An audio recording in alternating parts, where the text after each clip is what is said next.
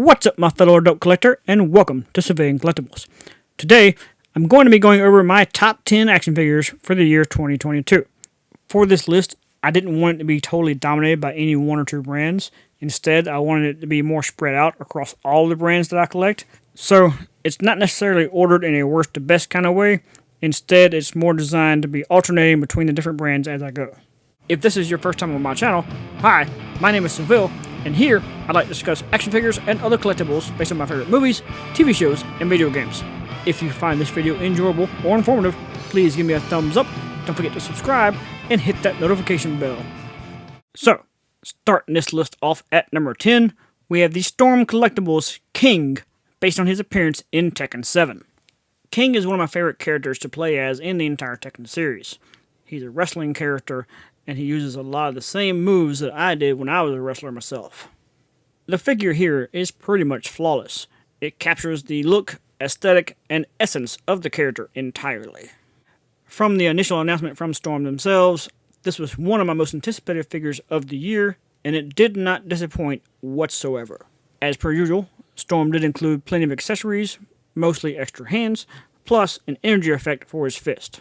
Thus, now, King is one of my favorite figures of all time. Next up, to number 9, we have Mattel's WWE Ultimate Edition Alexa Bliss. There's a lot that makes me happy about this figure. Number 1, Alexa herself is one of my favorite women wrestlers of all time. Number 2, when they started mixing her in with the Fiend and giving her the supernatural character, that was just even more awesome because I really like all the supernatural characters such as the Fiend, the Undertaker, Kane, and so on. Putting her in that class of characters made me like her even more. Then from there, the Ultimate Edition figures all come with the awesome accessories where you can change their outfits. Some of them have entirely swappable arms if they need to for jackets and things of that nature. So it's just an overall great figure.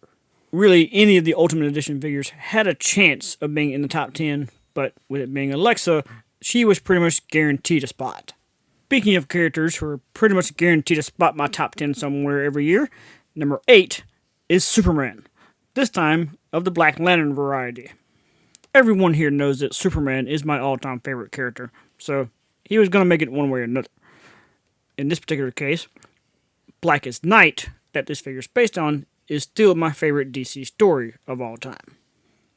McFarlane has pretty much become a master at doing the horror characters, the monster characters, so zombie superheroes is right up his alley. The only things I feel like would be missing from this figure would be maybe some alternate hands, plus a Black Lantern ring should have been sculpted on that right hand. If McFarlane does continue to do Black Lantern figures, I will be getting every single one. Next up, on to number 7, I have the Hasbro Marvel Legends MCU version of Jane as Mighty Thor. Natalie Portman has been one of my favorite actresses for a long time. She's been in a lot of geek stuff. Star Wars, V for Vendetta, and of course, Marvel. So, I was pretty happy to see her get a really good figure. As far as I know, she's one of the first female characters to actually have the pinless double-jointed elbows. Correct me if I'm wrong on that.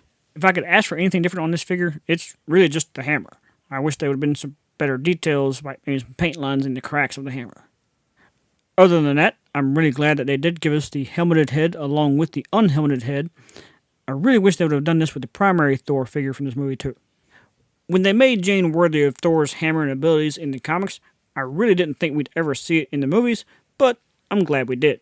Next up, on to number 6, we have the American Nightmare, Cody Rhodes. This is the weirdest figure on my list. Not because there's anything wrong with it, but just because it's an AEW licensed figure from Jazzwares, while Cody Rhodes is now back in WWE.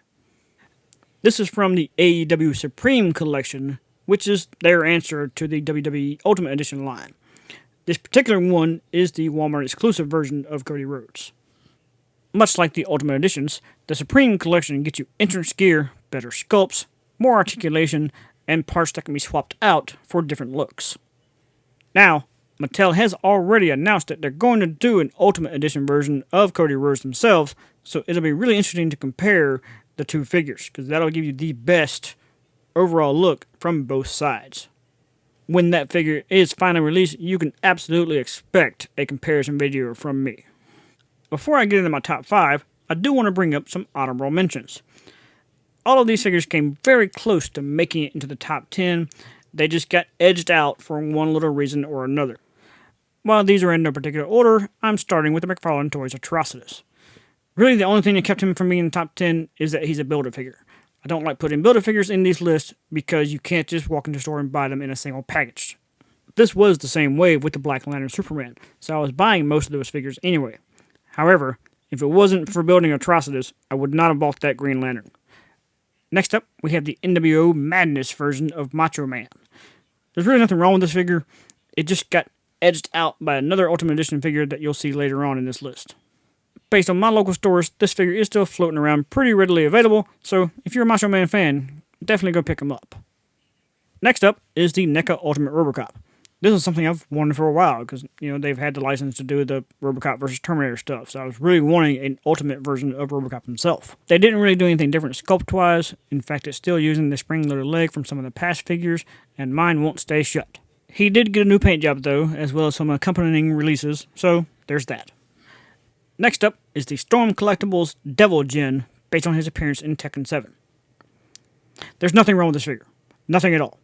The only reason I did not put him in the top 10 is because I just got him. I barely had time to take these pictures to put it in this video while I was making it.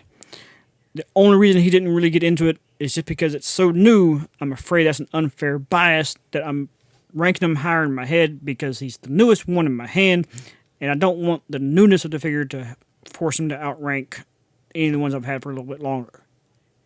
Finally, the last of my honorable mentions is the White Ninja Ranger from the Power Rangers Lightning Collection. I really put this in here just because I wanted Jason David Frank in here one way or another. I was really excited to finally get the ninja suits in a decent figure form. The old basics that we had as kids just wasn't cutting it compared to nowadays.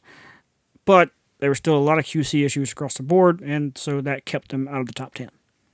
That does wrap up my honorable mentions, so now let's move on to my top 5 figures of 2022. Coming in at number 5 is the Storm Collectibles Zangief, based on his appearance in Street Fighter 2. If there's one thing that Storm Collectibles has always done really, really well, it's the big, massive, bulky characters. And Zangief here is no exception to that rule. Zangief is the primary wrestling character in the Street Fighter games. I'm starting to notice that I have a lot of wrestlers on my list this year. Anyway, this is pretty much another flawless release by Storm Collectibles, perfectly showcasing this character. And of course, as usual, Storm has put in plenty of accessories, including alternate heads, alternate hands, even translucent glowy hands to go along with the fireball. The expression of excitement on Zangief's face here pretty well matches mine about this figure. Next up, coming in at number 4, we have Hasbro's Power Rangers Lightning Collection crossing over with the Teenage Mutant Ninja Turtles. Since, with the exception of the heads and weapons, each Turtle Ranger figure is pretty much sharing the same sculpt, I just chose my favorite character to put one in this spot. Raphael is my favorite Ninja Turtle, and Red is my favorite Ranger, so just putting these two together is perfect. All of these figures were really well made. I didn't really find any specific problems with mine worth noting, so you can really just imagine your own favorite Turtle Ranger color in this spot. They did all come in 2 packs that included plenty of accessories, so you could pretty much display them any way you could potentially imagine. Mine does stay suited up and battle ready with the helmet on and weapons out. Next up, coming in at number 3, is the McFarlane Toys Catwoman, based on her appearance in the Arkham City video games. For me, this is the definitive Catwoman. When I think of her, this is the suit I'm imagining, this is the style I'm imagining. This is just absolutely Selena Kyle at her best. Between the proto images and early reviews at the initial release, I was confident this was going to be the best Catwoman figure ever. Then, finally getting her in my hand did prove that to be true, at least for me. The only negative with this figure is that the hand doesn't grip the whip all that well, so it keeps falling out. Other than that, best Catwoman ever. Moving on to number 2, it is now time to acknowledge the Tribal Chief, the head of the table, the undisputed Universal Champion, WWE Ultimate Edition, Roman Reigns. Ever since Roman started the Bloodline thing, this is absolutely the figure I've been waiting on.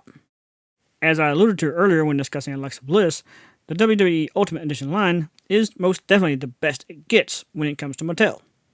These are probably the closest thing you'll ever find to premium figures at regular retail stores such as Walmart and Target, and Roman himself is no exception to that rule. He comes with plenty of accessories to swap his appearance around, such as alternate heads, the shirt, all that stuff. So if this figure could talk, it would definitely say, "Acknowledge me." And finally, coming in at my number 1 pick for the top figure of 2022 is the Storm Collectibles Kentaro, based on his appearance in Mortal Kombat 2. You know, earlier I said that one thing that Storm does really well is the big, bulky, monstrous characters. And it doesn't get any bigger or any more monstrous than Kentaro himself. Most of the time when you talk about a four-armed Shokan from Mortal Kombat, people generally think of Goro, the original. Everybody seems to forget that there's a bigger brother. Of the two, Kentaro is actually my favorite because he's part tiger. Much like with the other Storm figures, he did come with plenty of accessories, alternate heads, alternate hands, some other bloody parts, plus additional icy arms for Sub-Zero. At this point, I'm confident in saying that Kentaro has become my favorite Storm Collectibles figure of all time. With all that said, this is my complete top 10 list of action figures of 2022. So, do you agree with my list? Is there anything you would take out, or anything you think should have made the list? Let me know in the comments below.